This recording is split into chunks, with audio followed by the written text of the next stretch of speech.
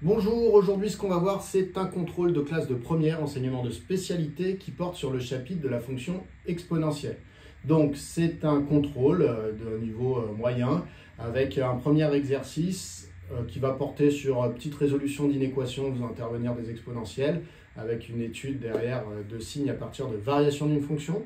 Et ensuite deuxième exercice, un exercice qui portera sur la distance entre deux courbes. Voilà, donc d'abord étudier la position relative de deux courbes et ensuite savoir un petit peu quand est-ce que la distance est maximale sur un certain intervalle. Donc utilisation du tableau de variation de la différence entre les deux fonctions. Voilà.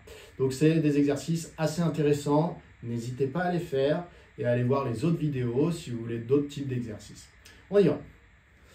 Alors, premier exercice, première question. Donc, on a une fonction f qui est définie pour tout réel x par f de x est égal à exponentielle de 3x moins 3x moins 1. Et il faut résoudre dans R l'inéquation 3 exponentielle de 3x moins 3 strictement positif. Et c'est parti. Donc, toujours inscrire dans quoi vous êtes en train de résoudre l'inéquation, parce que de temps en temps, ça va changer le cours de la résolution. Donc ici, on veut résoudre 3 exponentielles de 3x moins 3 strictement positif. Alors, pour résoudre ce type d'équation en première, vous n'avez pas le choix. Eh bien, il faut essayer de comparer deux exponentielles. Donc, dans un premier temps, ici, on va essayer d'isoler exponentielle de 3x.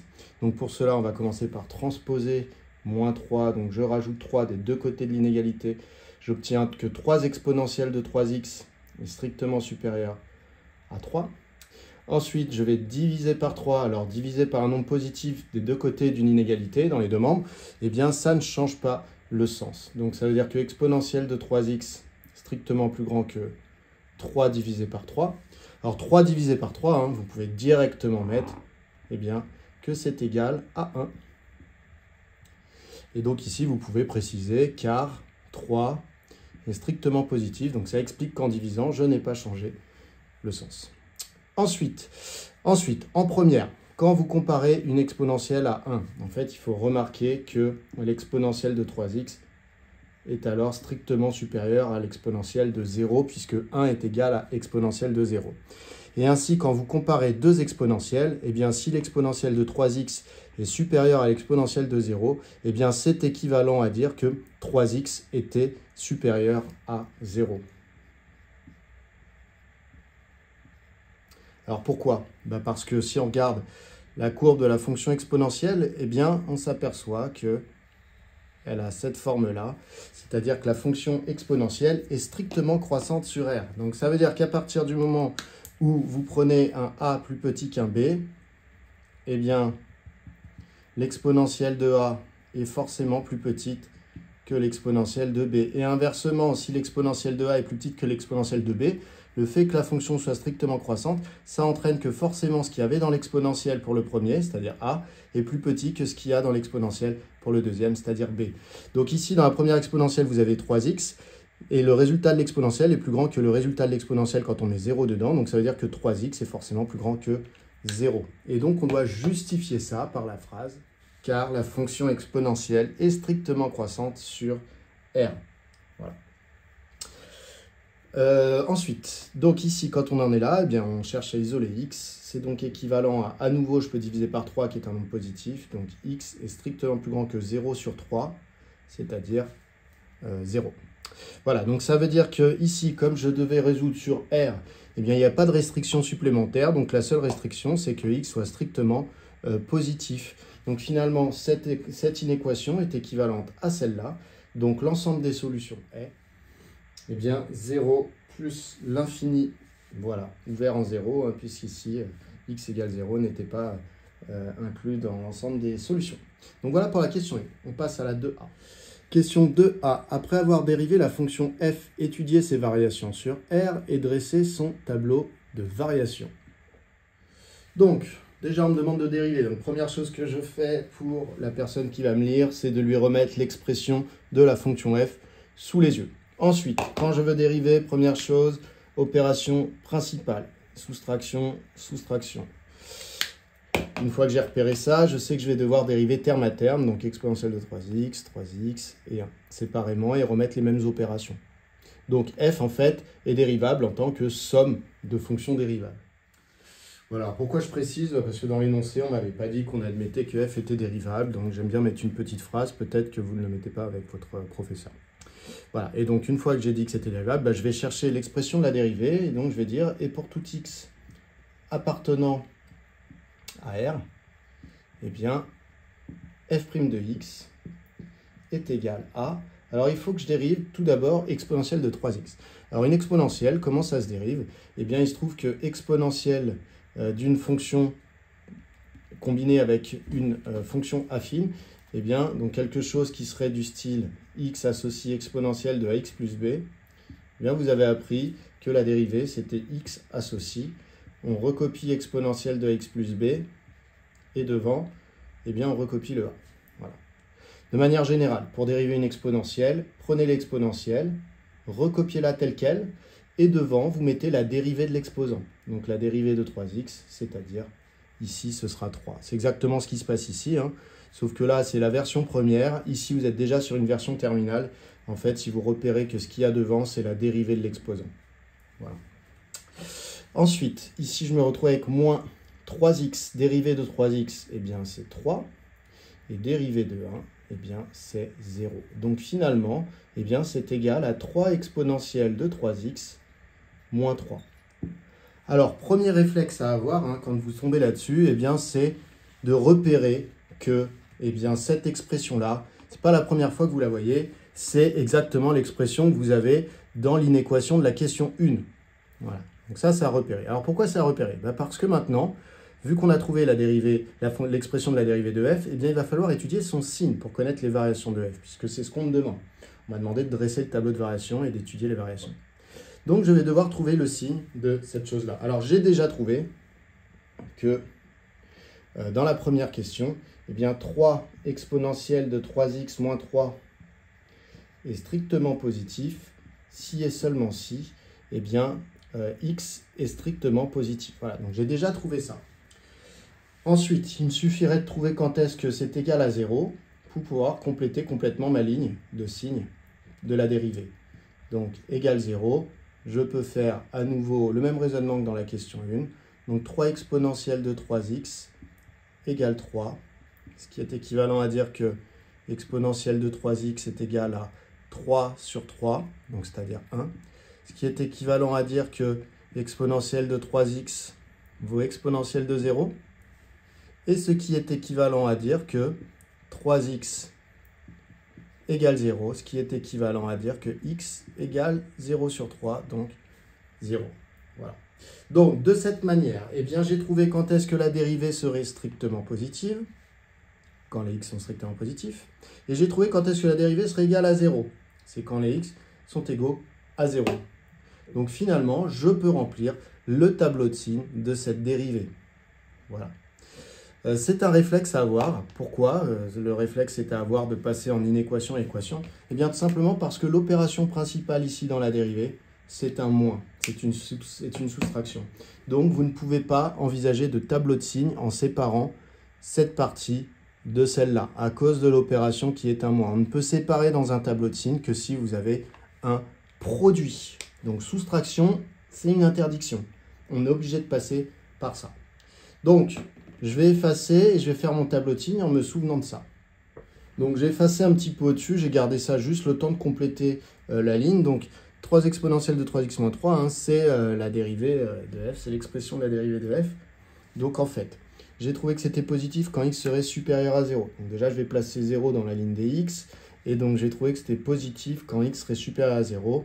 J'ai trouvé que ce serait égal à 0 quand x est égal à 0. Et donc, ça sous-entend que le reste du temps, eh bien, ce sera du signe contraire. Voilà, donc maintenant que j'ai rempli ça, je peux effacer cette partie-là. Et je vais donc pouvoir en déduire eh bien, le tableau de variation de la fonction f.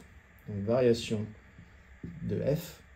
Je m'aperçois qu'ici, puisque la dérivée sur moins l'infini 0 est négative, eh bien, ça veut dire que la fonction f est décroissante sur moins l'infini 0. Et puisque la dérivée est positive sur 0 plus l'infini, eh bien la fonction f est strictement croissante sur cet intervalle. Il ne me reste plus qu'à déterminer ici la valeur du minimum. Donc je dois calculer l'image de 0. Donc pareil, le calcul doit apparaître sur votre copie. Donc f de 0, je reprends l'expression de f, c'était exponentielle de 3x. Donc ça va faire exponentielle de 3 fois 0, moins 3 fois 0, moins 1. Et donc c'est égal à exponentielle de 0, moins 0, moins 1. Exponentielle de 0, je vous rappelle que ça vaut 1. Ça va faire 1 moins 1, donc 0. Donc on obtient ce tableau de variation pour la question 2A. On passe à la 2B.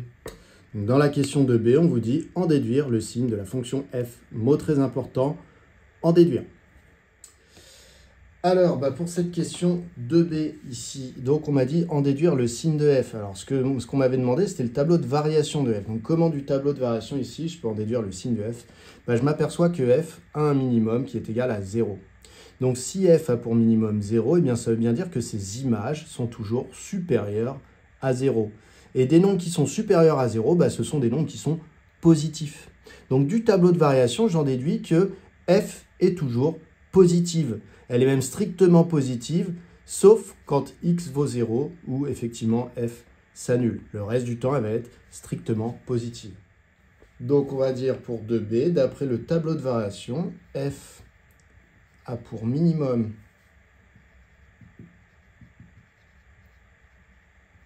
zéro, atteint pour x égale 0. Donc, eh bien, on peut en déduire que f est positive sur R étoile et s'annule en 0. Voilà. Alors, on aurait pu faire aussi un petit tableau de signes pour résumer cette phrase, mais on peut aussi le dire avec des mots. F est positive sur R étoile et s'annule en 0. On passe à l'exercice 2. Alors, dans l'exercice 2, on vous dit le graphique ci-dessous, pas ci-contre, représente dans un repère orthogonal les courbes CF et CG des fonctions f et g définies par f de x égale à x au carré exponentielle de moins x et g de x est égal à exponentielle de moins x. Donc voilà, on observe ces courbes. Donc il y a la rouge qui représente la fonction g, il y a la bleue qui représente la fonction f. Première question, on vous demande, montrer que pour tout x appartenant à R, eh bien si je calcule f de x moins g de x, je peux l'écrire sous cette expression-là. Alors je vous rappelle que f de x est égal à cette expression et que g de x est égal à celle-là.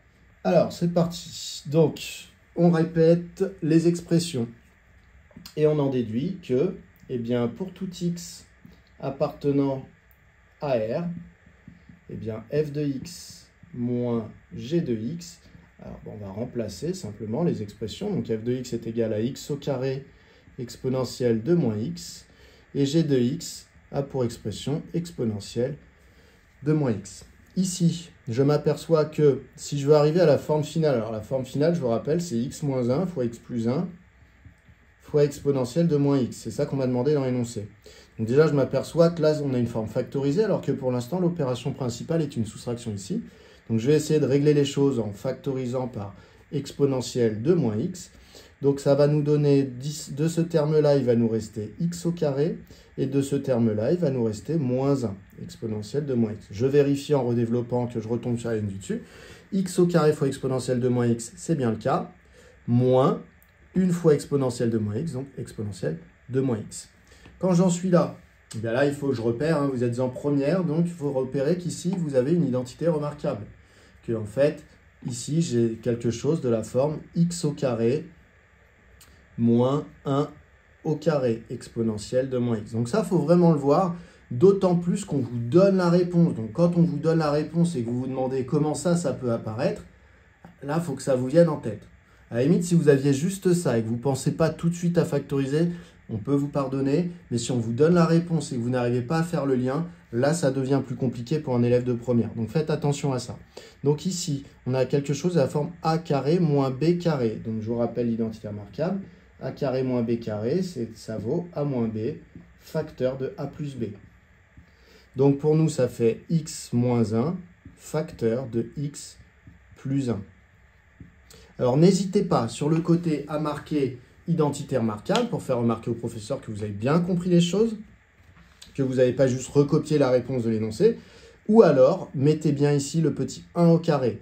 Là, si vous écrivez ça sous la forme x au carré moins 1 au carré, on comprend que vous avez compris que c'était a carré moins b carré. Voilà. Si vous passez directement de cette ligne à celle-là, on a un léger petit doute. Ça justifie bien.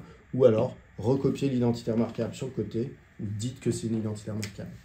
Donc au final, f de x moins g de x eh bien, est égal à ce qu'on nous demandait. Ça nous amène à la question 1b. À l'aide de la question précédente, donc toujours pareil, on va se resservir, étudier la position relative des courbes CF et CG.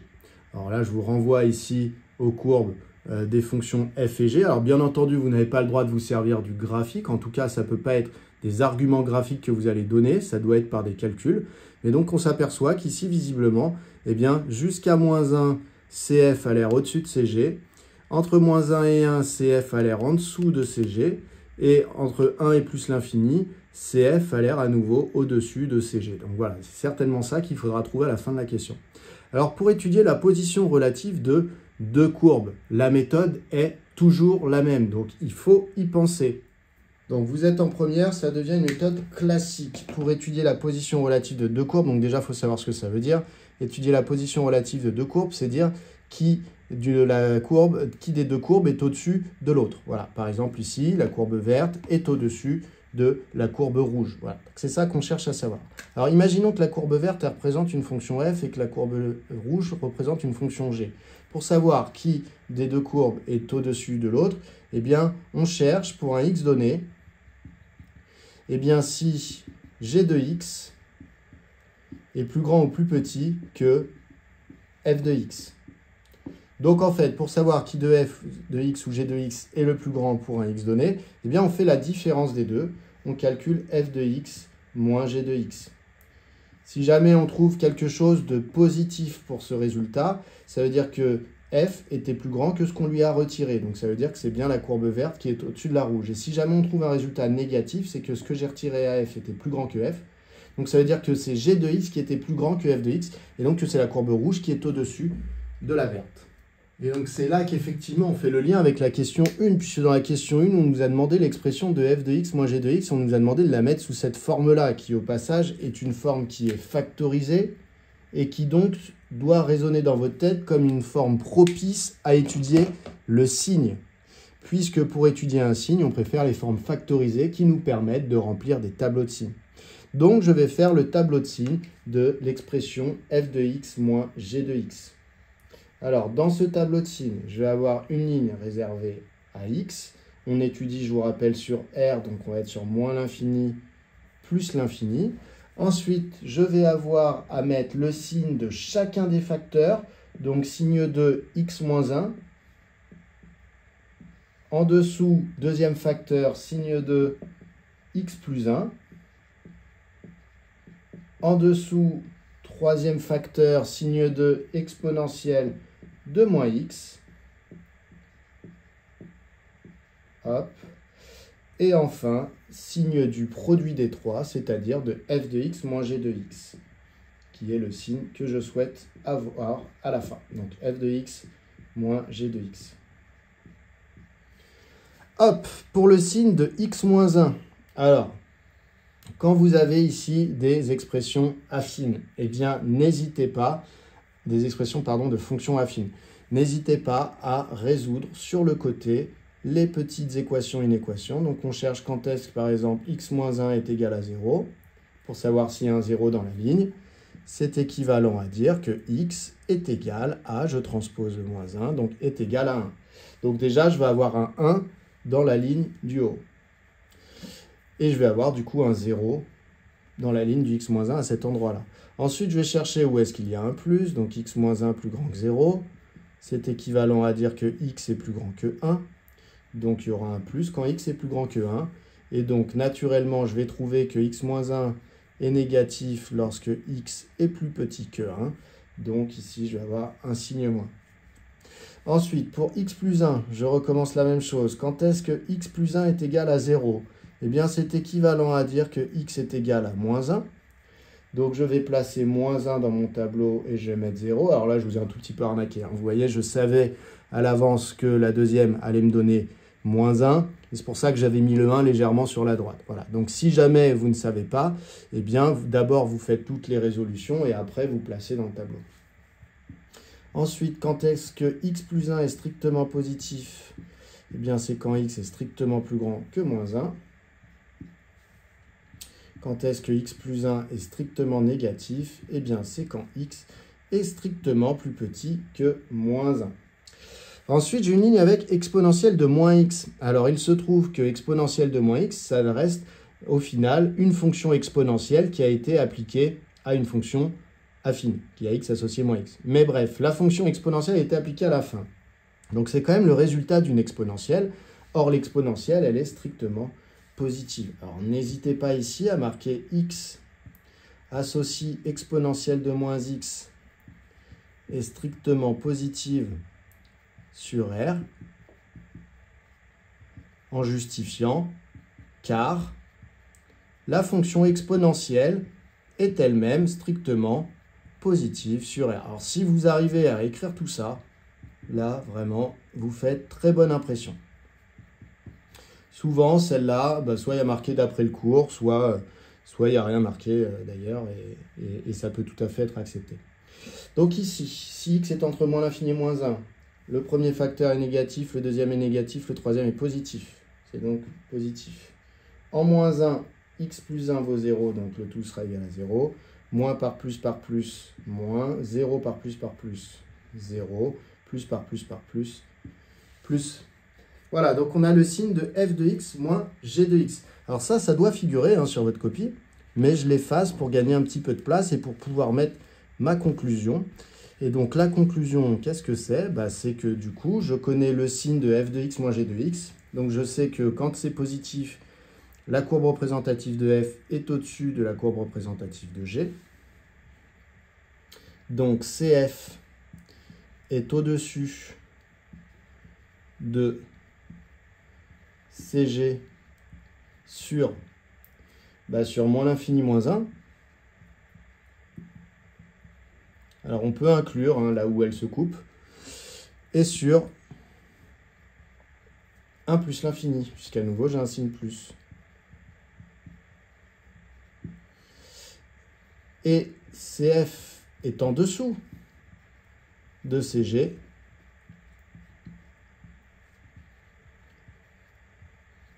sur moins 1. Pareil, j'ai inclus moins 1 et 1, c'est vraiment les points d'intersection.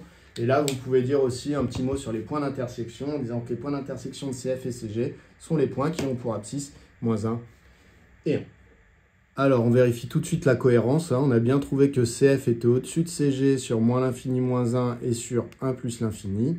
Et on a trouvé que CF était en dessous de CG sur moins 1, 1. Et on a trouvé les points d'intersection aux points qui avaient pour abscisse moins 1 et 1. Vérifiez toujours vos résultats. C'est un bon moyen de ne pas perdre des points bêtement. Ensuite, qu'est-ce qu'on nous dit? On nous dit soit x appartenant à moins 1, 1. Vous voyez, ça veut dire que le x, on le choisit sur cet intervalle-là. Moins 1, 1. Sur moins 1, 1, vous pouvez observer que c'est CG qui est au-dessus de CF. Bon. Très bien, qu'est-ce qu'on fait avec ça? On note M, le point de la courbe CG d'abscisse x, et N, le point de la courbe CF d'abscisse x. Donc c'est ce qui a été fait là. M, c'est le point de la courbe CG d'abscisse x, et N, c'est le point de la courbe CF d'abscisse x. Donc ça veut dire que N, il a pour coordonnées x, f de x, et que M a pour coordonnées x, g de x. Donc c'est ce qu'on vous redit ici. On vous dit, on note dx, donc c'est d comme distance, la distance mn. Donc la distance mn, ça veut dire la distance qu'il y a entre ce point et ce point-là, ce qui est représenté en pointillé entre les deux courbes. Cette distance, qu'est-ce qu'elle vaut? Eh bien, elle vaut cette expression-là. Alors on vous dit, on l'admet. Bon, après, on aurait pu la trouver tout seul. C'est-à-dire qu'en fait, la distance, elle vaut la différence entre l'ordonnée de m et l'ordonnée de n. L'ordonnée de m, c'était g de x. L'ordonnée de n, c'était f de x. Donc, en fait, la distance, c'est g de x moins f de x. Et si je fais g de x moins f de x, ça donne e de moins x moins x au carré e de moins x. C'est exactement ce qui a été écrit ici, e de moins x moins x au carré e de moins x. Donc on aurait pu nous demander de le démontrer, ce n'était pas le cas, tant mieux pour nous. On admet également que la fonction d est dérivable sur l'intervalle moins 1, 1 et on note d', sa fonction dérivée. petit a, montrer que pour tout x appartenant à moins 1, eh bien, la dérivée vaut cette expression.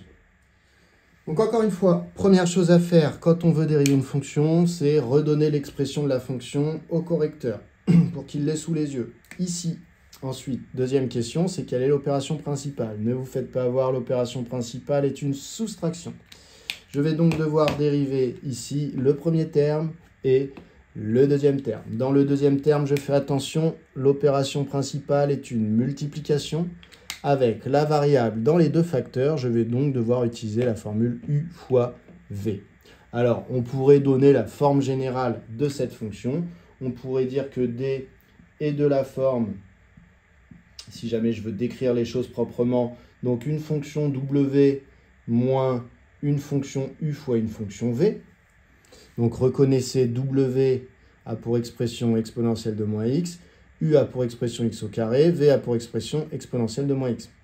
Alors attention, si je choisis de mettre le moins ici, eh bien ça veut dire que le u, son expression, c'est simplement x au carré, c'est pas moins x au carré, puisque le moins a été mis devant. Par contre, si ici j'ai envie d'identifier ça comme w plus u fois v, ça veut dire que là, comme j'ai un plus et que là j'ai un moins, ça veut dire que le moins, il est à l'intérieur du u, et dans ce cas-là, je devrais poser que u de x est égal à moins x au carré. Bon. Je ne vous conseille pas. Hein. Donc, avec, pour tout x appartenant à moins 1, eh bien, on y va. Donc, il y a w de x qui vaut exponentielle de moins x, u de x qui vaut x au carré, et v de x qui vaut exponentielle de moins x. Alors, je vais avoir besoin de la dérivée de tout le monde, là. Donc, je vais calculer les dérivées. W' de x est égal. Alors, comment je calcule la dérivée d'une exponentielle?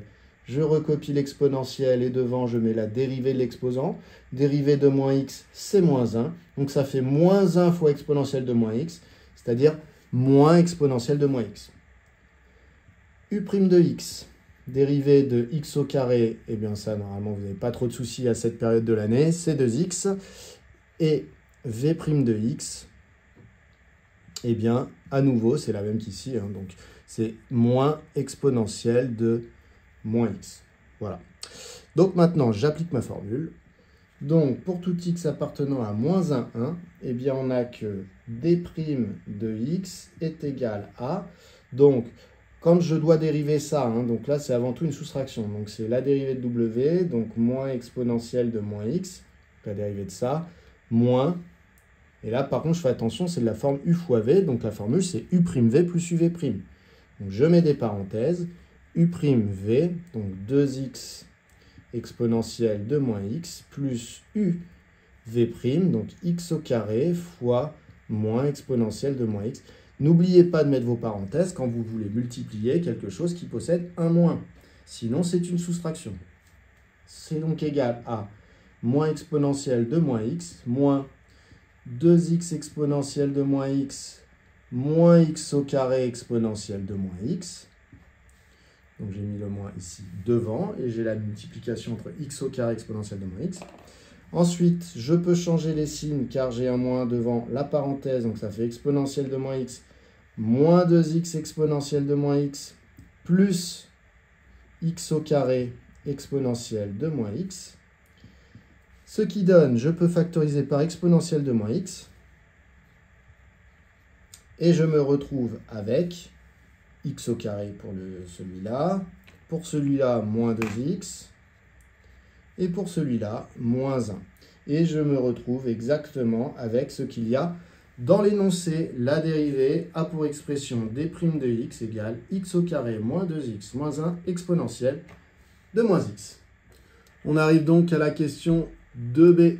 À la question 2b, on nous dit après avoir étudié le signe de d' de x, donc ce qu'on a au-dessus, pour x appartenant à moins 1, dresser le tableau de variation de la fonction d sur l'intervalle moins 1, 1. Donc voilà, donc on a la dérivée. Maintenant, il va falloir étudier le signe, puisque le signe de la dérivée va nous renseigner sur les variations de la fonction d. Donc, je commence par recopier l'expression de la dérivée de d pour que le correcteur l'ait sous les yeux. Je me rends compte que pour étudier le signe, eh bien, on m'a déjà mis sous une forme propice, c'est-à-dire qu'on m'a mis sous la forme d'un produit. Donc je vais étudier le signe d'exponentielle de moins x, qui sera strictement positif parce que finalement l'exponentielle est appliquée.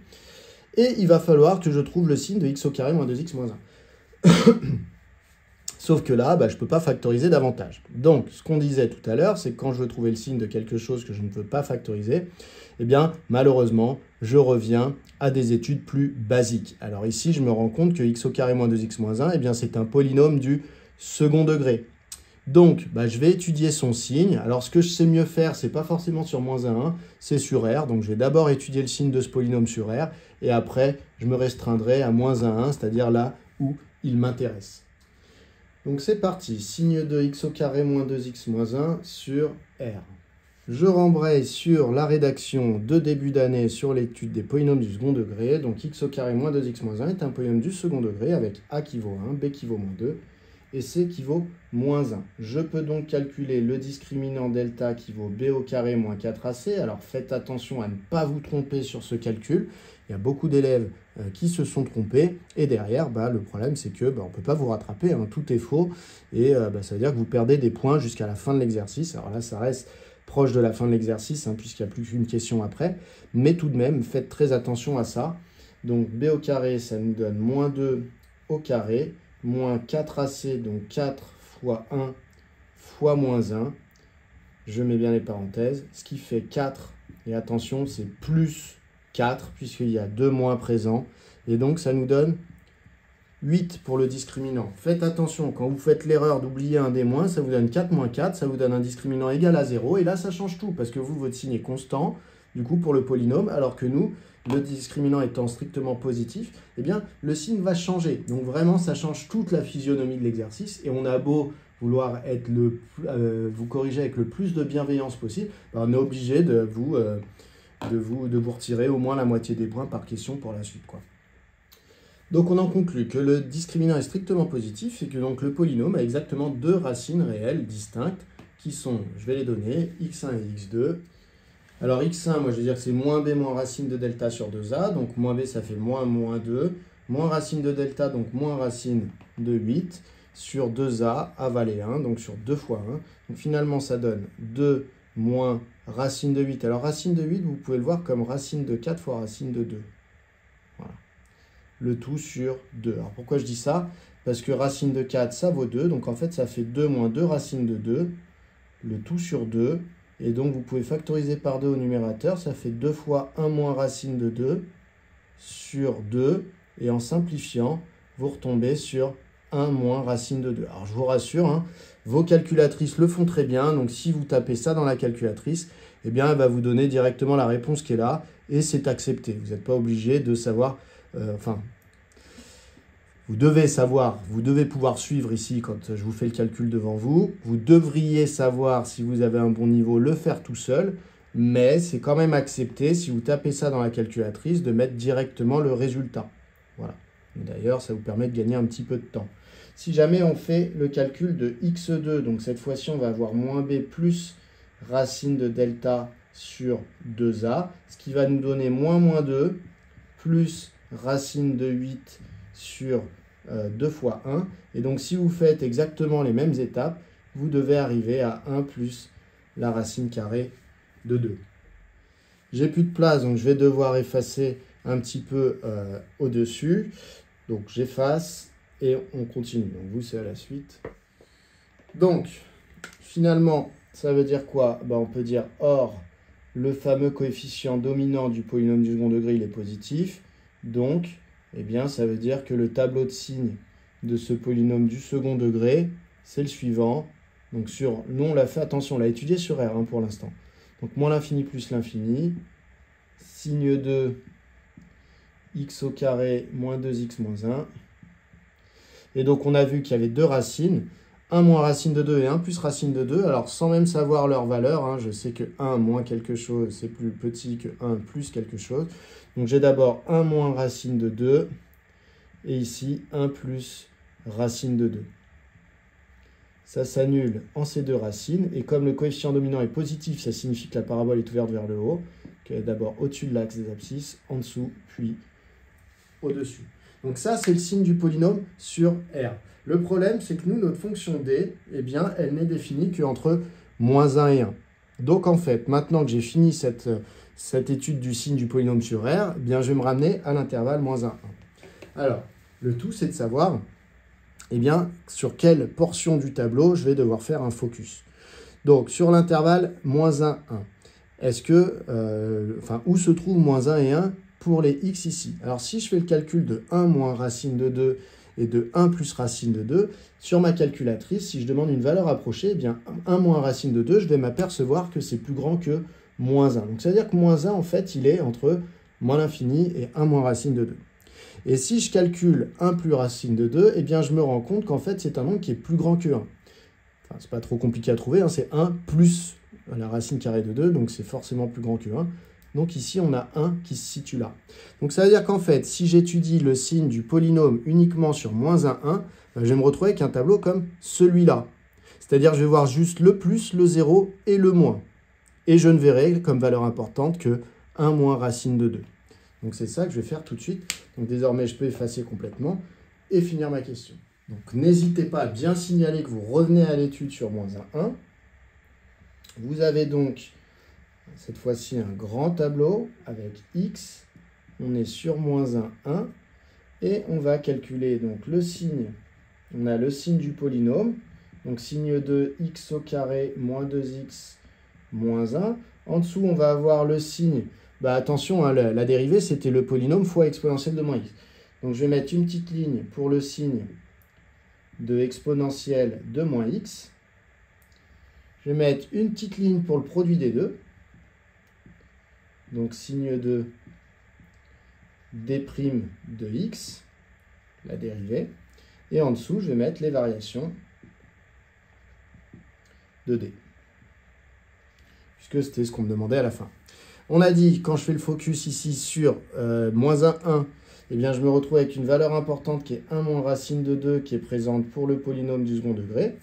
Que avant 1 moins racine de 2, c'est un plus et après, c'est un moins. L'exponentielle est strictement positive. Je l'ai déjà justifié plusieurs fois, notamment dans l'exercice 1, donc je ne vais pas le refaire.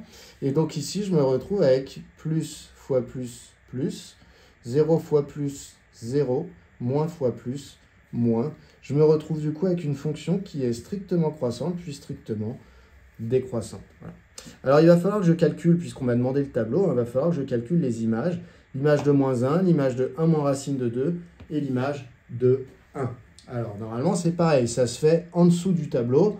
Moi je n'ai pas de place comme vous pouvez le voir, donc je vais effacer ici en haut et je vais faire mes calculs. Donc ici je calcule d de -1. Je vous rappelle que dans l'énoncé on nous avait dit que d de x était exponentielle de moins x au carré exponentielle de moins x. Donc je vais remplacer tous les x par des -1 pour calculer d de -1. Ça donne exponentielle de -1 moins -1 au carré exponentielle de -1. Ce qui vaut donc, ici je me retrouve avec exponentielle de -1, c'est-à-dire exponentielle de 1. Ici, -1 au carré, ça vaut 1. Donc ça fait une fois exponentielle de -1, c'est-à-dire de 1. Donc je me retrouve avec exponentielle de 1 moins exponentielle de 1, c'est égal à 0. Donc je peux mettre ici que l'image vaut 0. Je vais calculer l'image de 1 maintenant, donc d de 1. Je refais la même chose, exponentielle de -1, moins 1 au carré exponentielle de -1, c'est égal à exponentielle de -1 moins exponentielle de -1, ce qui me donne à nouveau 0. Il ne me reste plus qu'à déterminer ici l'expression, plutôt la valeur de d de 1 moins racine de 2. Donc d de 1 moins racine de 2, alors ça va être assez moche, hein. Ça fait exponentielle de moins 1 moins racine de 2, moins 1 moins racine de 2 au carré fois exponentielle de moins 1 moins racine de 2. Alors, si c'est trop compliqué à écrire, donc on pourrait faire un petit peu de calcul, hein. On peut aussi simplement ici écrire d de 1 moins racine de 2, puisqu'on a dit ici ce que ça valait. Si on veut une valeur approchée, on peut faire le calcul ça vaut 1,3 si j'arrondis à 10 moins 1. Alors, il est hors de question de mettre une valeur arrondie dans le tableau, hein. Donc, on met ici la notation. Voilà. Alors, peut-être que vous pouvez obtenir une expression un petit peu plus jolie ici si vous développez l'identité remarquable, etc. Bon, c'est pas mon but. Aujourd'hui, mais effectivement, on doit pouvoir obtenir une expression un tout petit peu plus jolie. On passe à la dernière question. La dernière question de cet exercice, c'est de déterminer la valeur de x pour laquelle la distance mn est maximale et donner une valeur rapprochée à 0,1 près de cette distance maximale. Alors, eh bien, on vient de construire le tableau de variation. Et je vous rappelle que le tableau de variation, dans 95% des cas en mathématiques, il nous sert à déterminer des extrêmes, c'est-à-dire soit des maximums, soit des minimums. Ici, on s'aperçoit que D, qui représente la distance entre les deux courbes, sur l'intervalle -1, 1, eh bien, la distance au départ vaut 0. Alors, je vous rappelle que les deux courbes se coupaient en -1, au point d'abscisse -1. Donc, c'est normal que la distance entre les deux courbes soit égale à 0. Pareil en 1, la distance entre les deux courbes vaut 0 parce que les deux courbes se coupent. Et par contre, on s'aperçoit que lorsque x se balade entre -1 et 1, eh bien, la distance augmente jusqu'à atteindre d de 1 moins racine de 2, c'est-à-dire en fait à peu près 1,3, et ensuite la distance rediminue. Donc la distance maximale, elle est de environ 1,3 et elle est atteinte pour x est égal à 1 moins racine de 2. Et voilà, donc j'ai marqué la conclusion ici. D'après le tableau de variation, la distance maximale mn est d'environ 1,3 et est atteinte pour x est égal à 1 moins racine de 2. Alors de temps en temps, vous me demandez, est-ce qu'ici il y a une unité? Eh bien, vu qu'il n'y a pas d'unité qui a été donnée dans l'exercice, vous pouvez directement mettre 1,3. Ça pose aucun problème. Voilà, on a fini. J'espère que tout s'est bien passé. C'était pas si simple que ça, mais c'est assez formateur. Et puis, ça demande non seulement à avoir compris les fonctions exponentielles, mais en plus à avoir compris à quoi servait l'étude d'un signe en mathématiques. Voilà, n'hésitez pas à aller vous entraîner sur les autres sujets. Il y a aussi des sujets qui sont uniquement corrigés par écrit. Donc, allez sur le site monbachenmath.fr pour trouver les sujets et les corriger. Et puis, entraînez-vous. À bientôt!